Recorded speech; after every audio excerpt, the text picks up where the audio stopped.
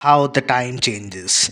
There was a moment not too long ago when Canadian Prime Minister Justin Trudeau believed he could punch above his weight in global politics. For vested political interests, Trudeau brazenly accused India of orchestrating the assassination of Hardeep Singh Nijjar, a known Khalistani terrorist on Canadian soil.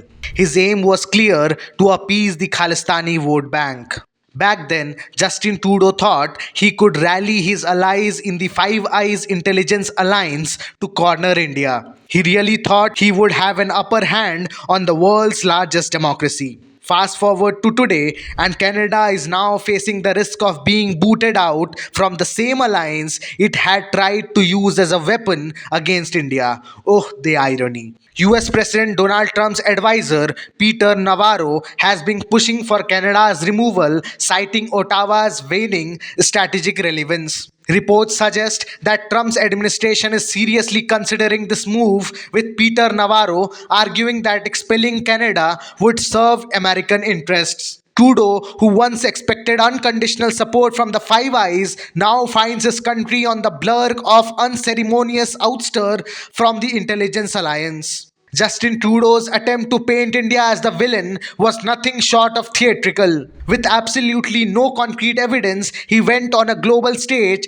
provoked New Delhi, and expected the world to follow his lead. It was very much clear that his aim was to placate the Khalistani vote bank. While staging his anti India drama, Trudeau relied on the support of the Five Eyes alliance. For those unversed, the Five Eyes is a global intelligence alliance with US, UK, Australia, New Zealand, and Canada being its members. After accusing India, Trudeau believed his alliance partners would stand firmly by his side. Initially, out of courtesy and alliance obligations, the Five Eyes members extended cautious support for Trudeau's claims. The UK, Australia, and New Zealand issued statements expressing concern, while the US emphasized the need for a thorough investigation. However, it soon became evident that Trudeau had little to offer in terms of actual evidence, and his allies quickly started backtracking, realizing they had been dragged into an unnecessary diplomatic quagmire. India, on the other hand, responded with swift and calculated diplomacy, showing the world how Trudeau had merely jumped the gun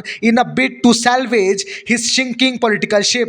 Trudeau's gamble not only worsened Canada's already fragile relationship with India, but also made Canada look like the embarrassing cousin at the Five Eyes reunion. And now, in an astonishing turn of events, there are serious discussions within the alliance about whether Canada even deserves a seat at the table anymore. The Five Eyes is built on intelligence sharing and credibility, all of which Canadian PM Justin Trudeau managed to undermine in a matter of months. The US, under Donald Trump's looming influence, is already weighing the idea of dropping Canada from the alliance. Adding to Trudeau's woes, Trump has also been floating the idea of annexing Canada, with his administration planning hefty tariffs on Canadian imports.